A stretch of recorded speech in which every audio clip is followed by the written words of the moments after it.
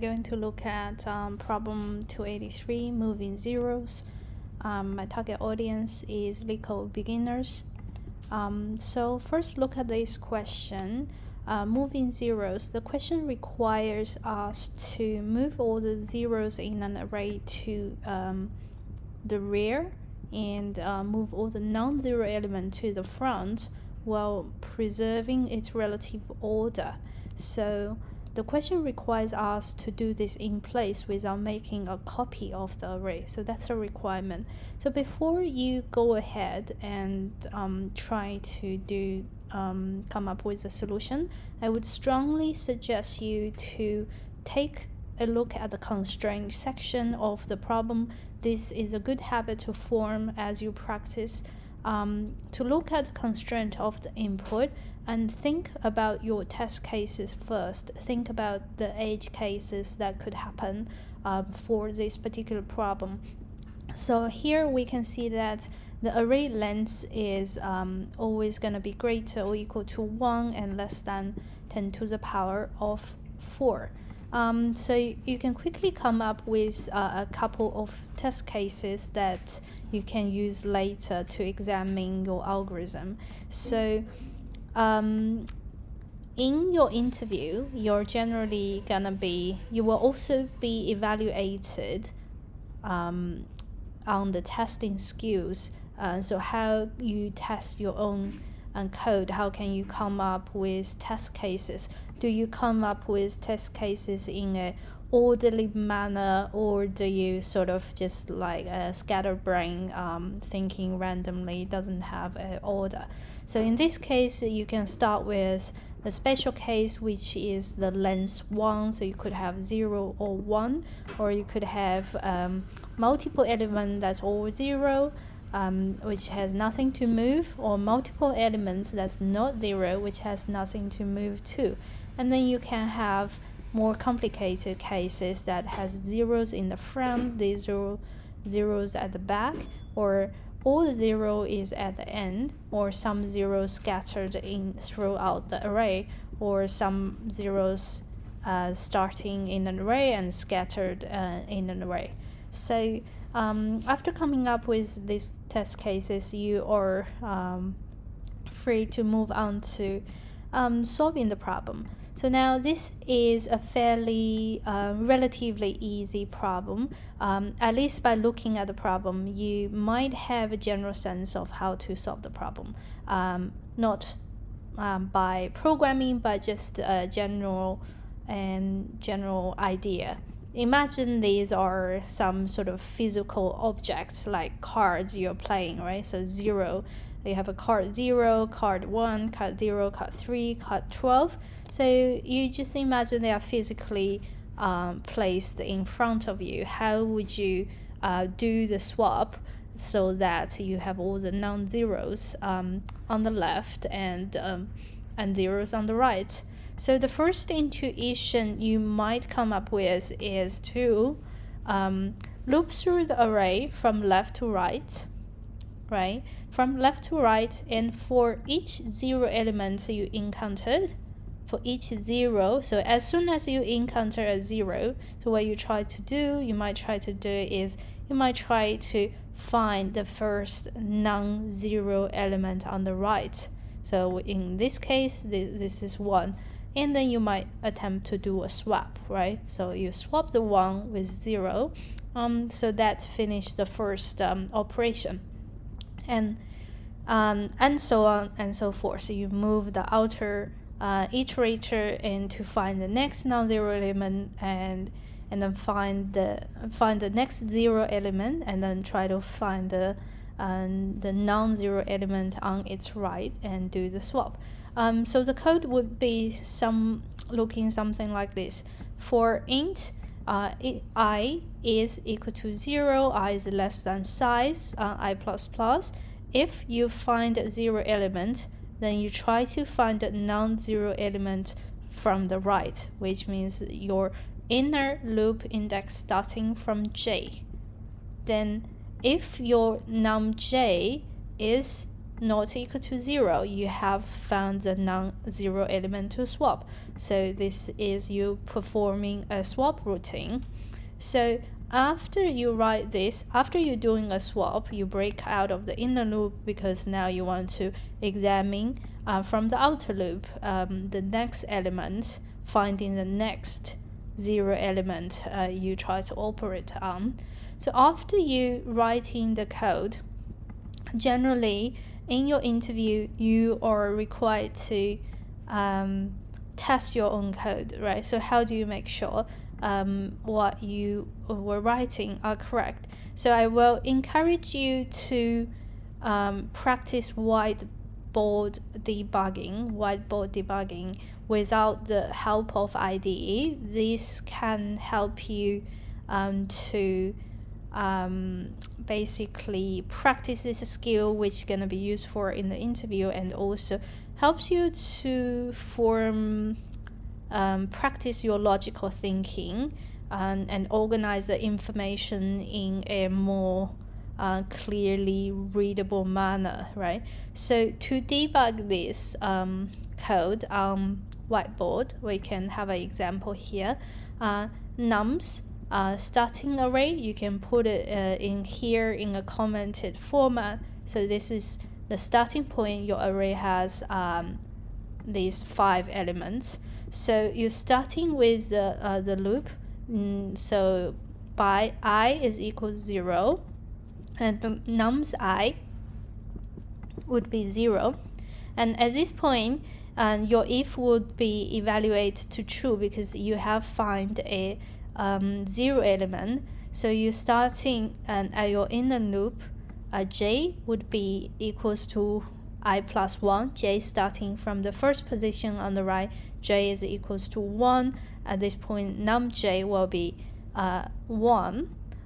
So you have found your swap position. So you perform such swap. After your swap, you can write down the new array would be look like 1 0 0 3 12. So now you know you're gonna be break out of the inner loop, increment on the outer loop. Now the second iteration I is equal to 1, and at this point nums I would be nums 1 would be evaluated to 0. So you again find your 0 element. You will now try to find the non-zero element on the right. So you're starting from j is equals to 2, which is still 0. So you will increment until j is equals to 3. At this point, nums j would be equals to 3. You've found your non-zero element, then you will perform a swap. So on and so forth. You can pause the video to have a more detailed look on how you iterate through each iteration until you finish testing your code. So similarly, by testing this, if you run some of the more special test cases we've had before, we've come across before attempting to solve the problem. For example, if you have this array 1 2 3 0 0 0 0 0, that essentially it's already in position. You have nothing to move. So now by running the testing whiteboard debugging, you will find that you are starting your out loop I until you find your first 0 element, which is at position 3. So when I is equals to 3, your algorithm will try to look for the next non-zero element, which means it will try j is equal to 4, 5, 6, 7, 8 until it went to the end of the array. And so you wouldn't find anything, and you increment the I, and again j would try 5, 6, 7, 8, 5, so on and so forth. So now I want you to think about, now if at this point your interviewer may ask, okay, this solves the problem, and how can you improve upon your solution, right? So this is the time you can think or try to run one of these test cases to observe some patterns. So you could, by purely looking at your code and see if you can come up with some improvement, but more often than not, you might not be able to figure out an optimization just by purely looking at the code. So which makes this kind of whiteboard debugging very useful. So it is a way for you to spot patterns from an example, right? So at here, you will look at so at here, you will look at this pattern and think what, like all this work, all this J incremental is kind of wasted, right? You are not really doing anything, you just increment it. And just by looking at the array, what human eyes can easily detect that, okay, 1, 2, 3, so all of them are 0, so there's nothing to do, right? So if you translate this into code, you can see what kind of improvement you can make. Essentially is when you try to find a non-zero element on the right, and you didn't find any, right? Which means there's nothing on the right that's not 0, which essentially means you have finished the entire swapping process. So simple how to avoid this duplicate work, right? So essentially is if you you can have an indicator saying to trying to determine whether you have whether there's no more non-zero elements on the right, right? So you're starting with this boolean is true. If you find a non-zero element, we set it to false. But if you didn't find one, which is essentially this for loop end, you still didn't find a 0 element, which means we have already finished all the work we need to do. So you break early. So that's a slight improvement on the process. Okay, so that is this slight improvement on the solution. And so now that is you might be now the first intuition is you find the 0 element and then you try to look for elements on the right that's not 0 and perform a swap.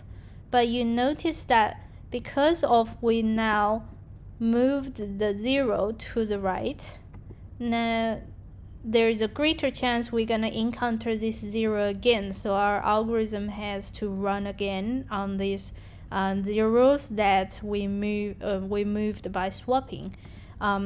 So now you think about this problem on a different perspective, right? So we are looking at focus on the 0 element and find the non-zero element on the right to swap.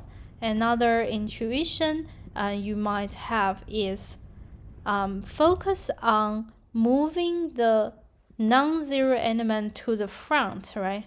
To the front of the array to fulfill the order property. So now you might the algorithm works works like this. For each non-zero element you encounter, you loop through the array from left to right. Then for each non-zero element encountered, right? So if the current index differs from the target index, then we put the elements in the target index. The target index starting from 0. Target index is the index we track where we want to move the current element to, right? So naturally, the target index will starting from 0 because we want to move all the non-zero element to the front of the array, right? So so our code look like this. For in target index starting from 0, then for int I is equal to 0, I is less than the size. So essentially loop from left to right. If the number is not 0, if we found a non-zero number, so we try to determine if I is equal to the target index or not. If it is already equals to the target index, which means it is already at its position, right? It is already at its desired position. We have nothing to move. In that case, we just simply increment the target index, which means the next number gonna be moved to the this target index plus 1. So if I is not equal to target index, which means we want to move the number to target index, we simply copy the number to target index and we mark the current number to 0. And similarly, we will increment the target index, right? So similarly, we can do a whiteboard debugging session. For this algorithm, we come up with here. In this case, we have let's do one right now. So in this case, our original array look like this, and our target index currently is 0, and we have our I is equal to starting from 0. So we will keep increment the I until we found a non-zero element, which means I would actually be equals to 1 when we found it. So nums I would be equals to 1, right? So at the moment, our target index is not equals to I, which means we are going to do a nums target index is equals to nums I. So that translates to nums 0 will be assigned 1, nums 1 will be assigned 0, right? That translates to that, and target index will increment. So that after this operation, we know our array will look like this: 1, 0, and 0, 3, and 12. And our target index will be equals to 1. So now our I, remember our I was at 1, so we keep going.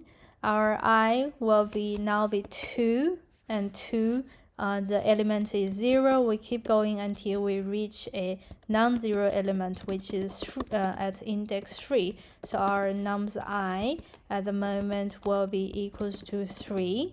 3, nums I is equals to 3. Our I is currently 3, is not equal to target index, so we make the same assignment. Our target index will be nums 1. We basically copy this number to the target index position and marks the current position as 0, right? So the result of that is our array gonna be look like this: 0, 0, and 12. So we increment the target index is equals to 2. So now we keep increment the I. I this time will equals to 4. Equals to 4. Our nums I is equals to 12. And again, we make the copy assignment. nums 2 will equals to 12, and then nums 4 will equals to 0. So after this change, we know our 12 will be assigned here, and this will be assigned 0. And we increment the target index is equals to 3, and our I is equals to 5. We will be out of the loop, finish the entire operation. So this is just an example of showing you how to use whiteboard debugging to verify your algorithm works. So now a common practice or a common question asked in the interview is the interviewer might ask you about the time and space complexity. Time and space complexity. So in this case, we only used constant space, which is O1. And in terms of time, because we only have one loop, we had one loop, we're going through the entire array once. So our time complexity is O(n), n being the number of elements in the array. So, yeah. All right, that is a very detailed explanation of 283 moving zeros.